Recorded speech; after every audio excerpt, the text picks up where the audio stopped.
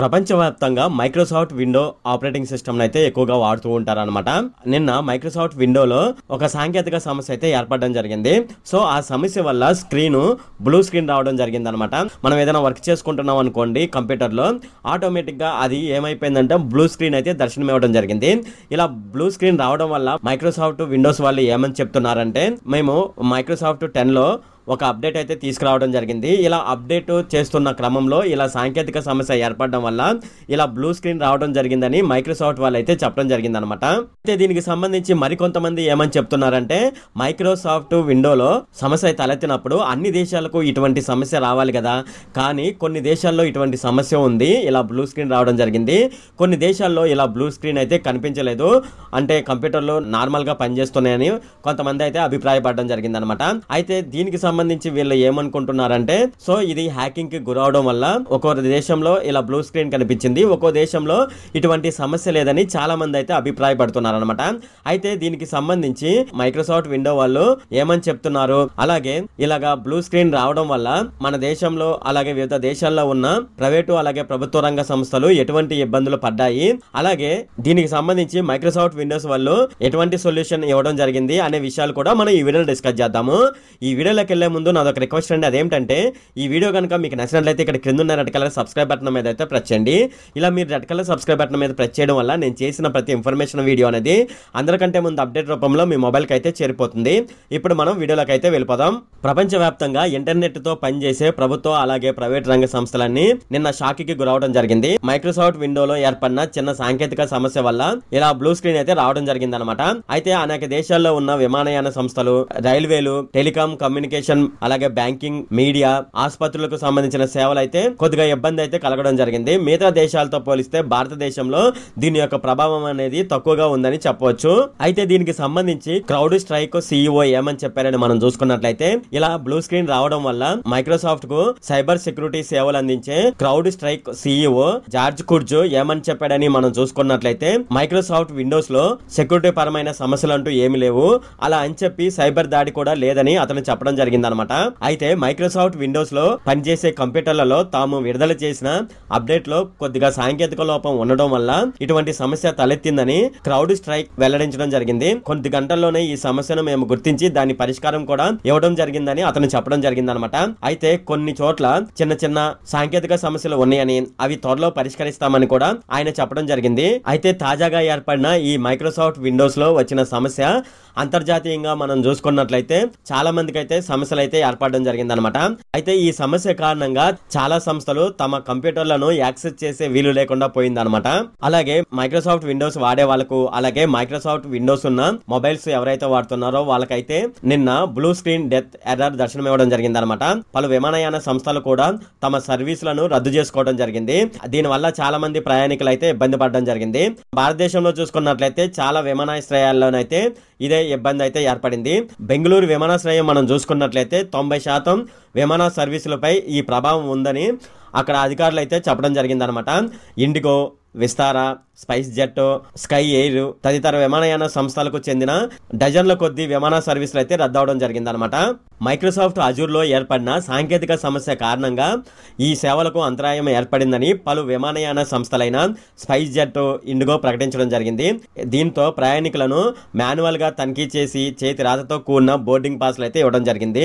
Microsoft సర్వర్లో ఏర్పడిన సాంకేతిక సమస్య కారణంగా అమెరికాలోని ఎయిర్లైన్స్, డెల్టా వంటి విమానయాన సంస్థలు, అలాగే వీసా, ACD సెక్యూరిటీ, అమెజాన్ వంటి పలు దిగ్గజ సంస్థలు ఇబ్బంది పడడం జరిగింది. ఆస్ట్రేలియా ప్రధాన మీడియా సంస్థలైన ABC, Sky News TV radio ప్రసారాలు పూర్తిగా నిలిచిపోవడం జరిగిందనమాట. ఆస్ట్రేలియాలో బ్రిటన్, ఐరోపా, ఆస్ట్రేలియా, న్యూజిలాండ్ తో సహా వేర్వేరు దేశాల్లో ఉన్న ఎయిర్పోర్టుల్లో బోర్డింగ్ పాస్లు ఏర్పాటు చేసే సేవలతో సహా ఇతర సేవలు అందించడానికి వీలు లేకుండా పోయింది. ఫలితంగా మాన్యువల్ గా బోర్డింగ్ పాస్లు జారీ చేయాల్సిన అవసరం రావడం జరిగింది. దీనివల్ల ప్రయాణాలు అయితే ఆలస్యం అయ్యాయి అనమాట. మైక్రోసాఫ్ట్ విండోలో ఏర్పడిన సాంకేతిక సమస్యలతో మన దేశంలో బ్యాంకులు, NBFC సంస్థలు ఉంటాయి కదా, నాన్ బ్యాంకింగ్ ఫైనాన్స్ కార్పొరేషన్లు, అలాగే స్టాక్ బ్రోకింగ్ సంస్థలు కార్యకలాపాలు అయితే స్వల్పంగా అంతరాయం ఏర్పడడం జరిగింది. దాదాపుగా మన దేశంలో 10 బ్యాంకులకు అలాగే NBFC సంస్థలకు అయితే ఇబ్బందులు అయితే ఏర్పడడం జరిగింది. నెమ్మదిగా మళ్ళీ సాధారణ స్థితికి నెలకొన్నట్లు RBI చెప్పడం జరిగింది అనమాట. ఈ పరిస్థితిని ఎప్పటికప్పుడు సమీక్షిస్తున్నట్లు RBI చెప్పడం జరిగింది. కేవలం కొన్ని బ్యాంకులు మాత్రమే క్రౌడ్ స్ట్రైక్ టూల్స్ అయితే వినియోగిస్తున్నాయి. బ్యాంకింగ్ లోని అతి ముఖ్యమైన సిస్టమ్స్ అన్ని క్రౌడ్ స్ట్రైక్ నెట్వర్క్ మీద అయితే లేవన్నమాట. అందువల్ల కొన్ని చిన్న ఇబ్బందులు మాత్రమే తలెత్తాయని RBI అయితే చెప్పడం జరిగింది. మొత్తం మీద చూసుకున్నట్లయితే మైక్రోసాఫ్ట్ సిస్టమ్ వైఫల్యం ప్రభావం మన దేశంలో ఎంతో కొంత ఉందని చెప్పవచ్చు. బ్యాంకులు తక్కువ సమయంలోనే ఈ సమస్యను పరిష్కరించుకొని మళ్ళీ తమ కార్యకలాపాలను సాధారణ స్థితికి తీసుకురావడం జరిగిందనమాట. అతిపెద్ద ప్రభుత్వ బ్యాంక్ అయిన RBI ఏమని చెప్పిందని మనం చూసుకున్నట్లయితే తమ కార్యకలాపాలపై ఈ ప్రభావం అనేది ఎక్కువగా లేదని, మా బ్యాంకులన్నీ అన్ని సిస్టమ్స్ బాగానే పనిచేస్తున్నాయని RBI చైర్మన్ దినేష్ ఖారా చెప్పడం జరిగిందనమాట. ప్రైవేట్ రంగ దిగ్గజ బ్యాంకులు HDFC bank, ICICI bank, axis bank కూడా తమ కార్యకలాపాలు యథావిధిగా కొనసాగాయని చెప్పడం జరిగింది. మన ఇండియాలో పనిచేస్తున్న స్టాక్ బ్రోకింగ్ సంస్థల్లో కూడా ఈ సమస్య అయితే ఏర్పడడం జరిగింది. అలాగే IIFL సెక్యూరిటీస్, ఏంజల్ వన్, 5 పైసా తదితర సంస్థల్లో ఈ సమస్య అయితే నెలకొంది. అలాగే మోతీలాల్ ఓజ్వాల్ మ్యూచువల్ ఫండ్స్, అలాగే ఎడెల్ వైజ్ మ్యూచువల్ ఫండ్స్ కార్యకలాపాలకైతే సమస్య ఎదురైంది. ఈ సమస్యలను తక్కువ సమయంలో పరిష్కరించుకొని కార్యకలాపాలను మళ్ళీ సాధారణ స్థితికి తీసుకువచ్చినట్లు ఆ సంస్థలు అయితే ప్రకటించడం జరిగింది. మన దేశంలో స్టాక్ ఎక్స్చేంజ్లైన NSE నేషనల్ స్టాక్ ఎక్స్చేంజ్, అలాగే BSE బాంబే స్టాక్ ఎక్స్చేంజ్లు కూడా తమ కార్యకలాపాలను నిరాటంకంగా ఎటువంటి సమస్య లేకుండా కొనసాగించామని వాళ్ళైతే చెప్పడం జరిగింది. మైక్రోసాఫ్ట్ లో ఏర్పడిన సాంకేతిక సమస్య ప్రభావం మాపై లేదని, అన్ని రోజుల మాదిరిగానే ఈ రోజు కూడా కార్యకలాపాలు యథావిధిగా కొనసాగాయని NSE అలాగే BSE వర్గాలు అయితే చెప్పడం జరిగింది. కానీ ఈ సమస్య స్టాక్ మార్కెట్ పై అంతగా ప్రభావం లేదని చెప్పవచ్చు. కానీ వివిధ రంగాల షేర్ల పైన ఈ ప్రభావం అయితే ఉందన్నమాట. కొన్ని షేర్ల ధరలు అయితే క్షీణించడం జరిగింది. సూచీలు కూడా భారీగా పతనం అవడం జరిగింది అనమాట. విమానయాన సంస్థల్లో కూడా కంప్యూటర్ స్క్రీన్ పైన బ్లూ స్క్రీన్ రావడంతో విమానయాన సంస్థల్లో కూడా ఇటువంటి సాంకేతిక లోపం ఏర్పడడం కారణంగా వాళ్ళు ఏం చేశారంటే బోర్డింగ్ పాసులు చేత్తో రాసి ఇవ్వడం జరిగింది అనమాట. ఇలా చేత్తో రాసి ఇవ్వడం వల్ల ప్రయాణికులు ప్రయాణాలకు ఆటంకం ఏర్పడింది. అటువంటి సమయంలో వాళ్ళు ఏం చేశారంటే ప్రయాణికుల కోసం అదనపు సిట్టింగ్లు, నీరు, ఆహారం అందించాలని విమానాశ్రయ అధికారులను విమానయాన సంస్థలు అయితే ఆదేశించడం జరిగిందనమాట. అలాగే ప్రయాణికులు కూడా ఎయిర్పోర్ట్ సిబ్బందికి సహకరించాలని కేంద్ర పౌర విమానయాన శాఖ మంత్రి అయిన రామ్మోహన్ నాయుడు అయితే విజ్ఞప్తి చేయడం జరిగిందనమాట.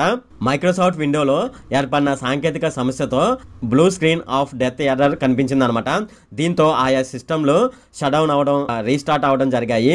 విండోస్ సరిగ్గా అయితే లోడ్ కాలేదు. రీస్టార్ట్ చేయడానికి ప్రయత్నించండి అంటూ స్క్రీన్ పైన అయితే ఒక మెసేజ్ రావడం జరిగింది. బ్లూ స్క్రీన్ రూపంలో కనిపించిన ఈ ఎర్రర్ ను బ్లాక్ స్క్రీన్ ఎర్రర్ గా లేదా సాఫ్ట్ కోడ్ ఎర్రర్ గా పిలవడం జరుగుతుంది. దీనివల్ల విండోస్ ఒక్కసారిగా షట్ డౌన్ అవడం లేదా రీస్టార్ట్ అవడం జరుగుతుందన్నమాట. సాధారణంగా కంప్యూటర్లో హార్డ్వేర్ లేదంటే సాఫ్ట్వేర్ సమస్య వల్ల ఈ ఎర్రర్ అయితే రావడం జరిగింది. ఇటీవల విండోస్ లో చేపట్టిన క్రౌడ్ స్ట్రైక్ అప్డేట్ మూలంగా ఈ సమస్య తలెత్తినట్లు మైక్రోసాఫ్ట్ అయితే అంగీకరించడం జరిగింది. అలాగే తాజాగా ఈ బ్లూ స్క్రీన్ ఎర్రర్ ను ఎలా పరిష్కరించాలి అంటే ట్రబుల్ షూట్ ఎలా చేయాలి అనే విషయాన్ని మైక్రోసాఫ్ట్ అయితే వెల్లడించడం జరిగింది అనమాట. సిస్టమ్ ని సేఫ్ మోడ్ లేదంటే రికవరీ మోడ్ లో ఓపెన్ చేయమని చెప్పడం జరిగింది.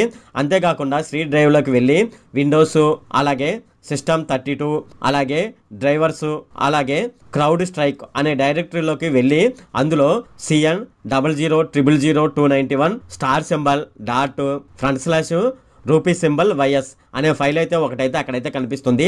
దాన్ని డిలీట్ చేయమని చెప్పడం జరిగింది అనమాట. దాని తర్వాత యథావిధిగా సిస్టమ్ ను బూట్ చేయడం ద్వారా ఈ సమస్య పరిష్కారం అయ్యే అవకాశం ఉందని మైక్రోసాఫ్ట్ అయితే చెప్పడం జరిగింది. అప్పటికే ఈ సమస్య అనేది పరిష్కారం కాకపోతే విండోస్ ను అప్డేట్ చేయడం ద్వారా ఈ సమస్యను పరిష్కరించుకోవచ్చని మైక్రోసాఫ్ట్ అయితే చెప్పడం జరిగింది అనమాట. ఇది ఫ్రెండ్ ఈ వీడియోలో. ఫ్రెండ్ ఈ వీడియో కనుక మీకు నచ్చినట్లయితే ఇక్కడ క్రింద ఉన్న రెడ్ కలర్ సబ్స్క్రైబ్ బటన్ మీద అయితే ప్రెస్ చేయండి. అలాగే ఈ వీడియోని మీ ఫ్రెండ్స్ అండ్ ఫ్యామిలీ మెంబర్స్కి అయితే షేర్ చేయండి. అలాగే ఈ వీడియో సంబంధించి ఏమైనా కామెంట్లు అనుకోండి, నాకు తప్పనిసరిగా క్రింద ఉన్న కామెంట్ సెక్షన్ లో అయితే తెలియజేయండి. ఈ వీడియో ఇంతే friend. Okay, thank you friend.